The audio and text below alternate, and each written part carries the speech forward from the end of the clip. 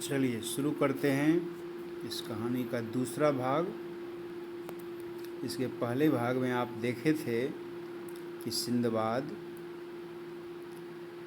उस चिड़िया के एक पैर में अपनी पगड़ी का टुकड़ा बांध दिया था और दूसरा टुकड़ा अपने कमर में बांध लिया था।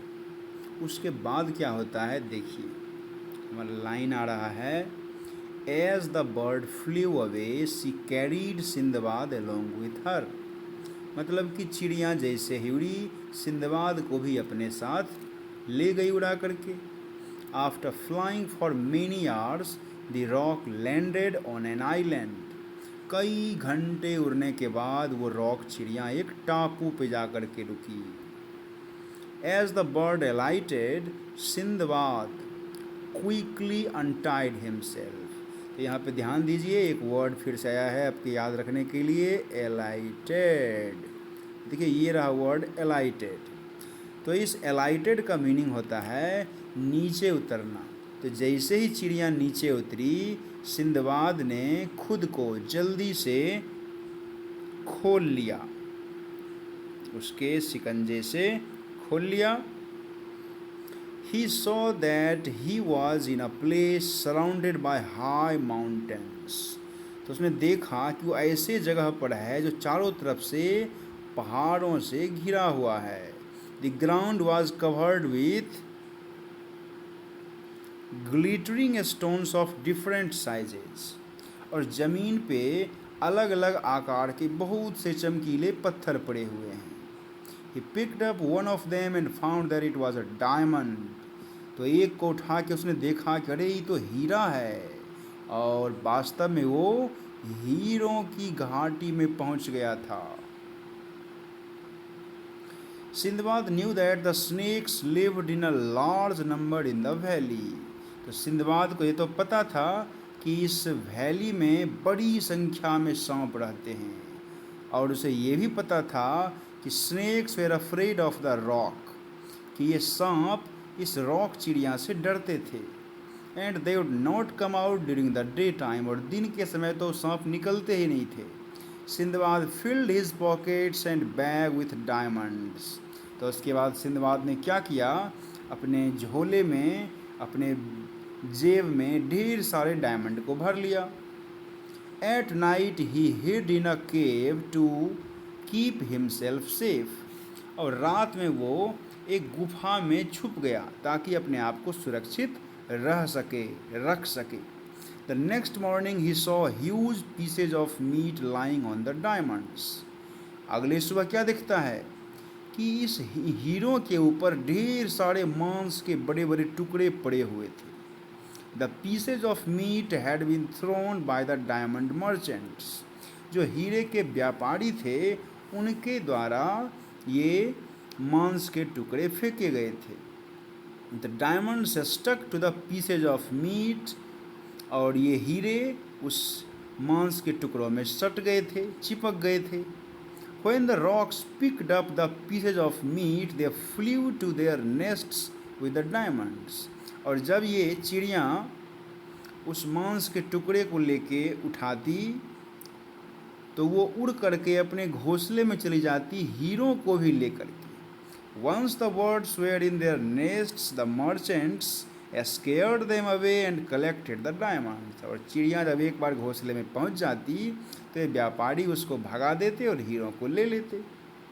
तो एक बार फिर से सिंदबाद को एक ब्रिलियंट आइडिया आया। He tied one end of his turban to a huge piece of meat। तो बस क्या किया उसने, मीट के एक टुकड़े से फिर से अपने उस पगड़ी के टुकड़े को बांध दिया और दूसरा को अपने कमर में बांध लिया। He lay there waiting for a rock। और वहाँ पे वो लेटा रहा कि कोई वो रॉक चिड़िया आए। जल्दी ही रॉक आई और उसने उठा लिया मीट के टुकड़े को इन हर स्ट्रॉन्ग क्लॉज, अपने मजबूत पंजों में। सी रोज, ये देखिए क्लॉज जो लिखा हुआ है CLAWS, इसका मतलब होता है पंजा। She rose on her wings and carried the piece and Sindbad to her nest।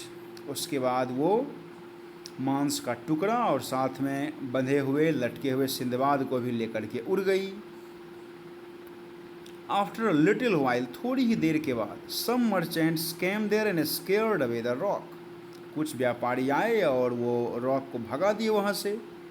They was surprise to see a man in the roc's nest, और उसके बाद रॉक के घोंसले में एक आदमी को देख करके वो आश्चर्यचकित हो गए।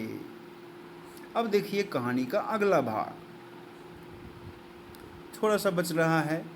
One of them agreed to take Sindbad to his home, एक तैयार भी हो गया कि वो सिंदबाद को उसके घर पहुंचा देगा। लेकिन क्यों?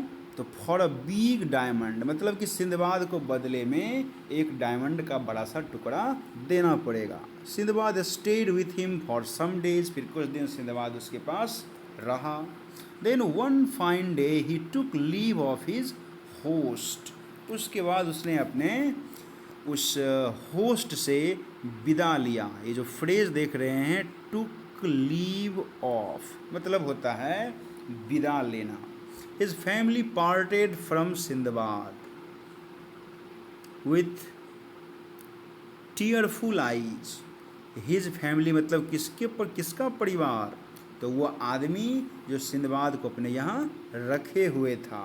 ठीक है, तो अब देखिए कि उसका परिवार उससे अलग हो गया, मतलब कि जब सिंदबाद जा रहा था तो उसके परिवार के लोग भी उसे बहुत ही अश्रुपूर्ण नेत्रों से देख रहे थे। टीयरफुल आईज मतलब अश्रुपूर्ण नेत्र। फिर लिखा है Sinbad was a good friend, तो इस तरह सिंदबाद एक अच्छा दोस्त भी था। वो उनका मनोरंजन किया करता था अपने साहसिक यात्राओं के अनुभव के साथ। He sailed back to Baghdad and joined his wife and children, और फाइनली वो फिर से वो नाव पे चढ़ के कहाँ चला गया? बगदाद, और वहाँ फिर से अपने बीवी बच्चों के पास वो पहुँच गया। तो इस तरह से सिंदबाद की वीरता भरी कहानी ख़त्म होती है। वो जो नॉवेल मैंने हिंट में बताया था, उस नॉवेल में कई तरह की और भी इस तरह की कहानियाँ हैं सिंदबाद की जुड़ी हुई, तो उसी में से एक कहानी आपको बताई गई थी, और इस तरह से आपका ये लेसन ख़त्म होता है। अब इसके एक्सरसाइज आपके लिए होमवर्क में रहेंगे।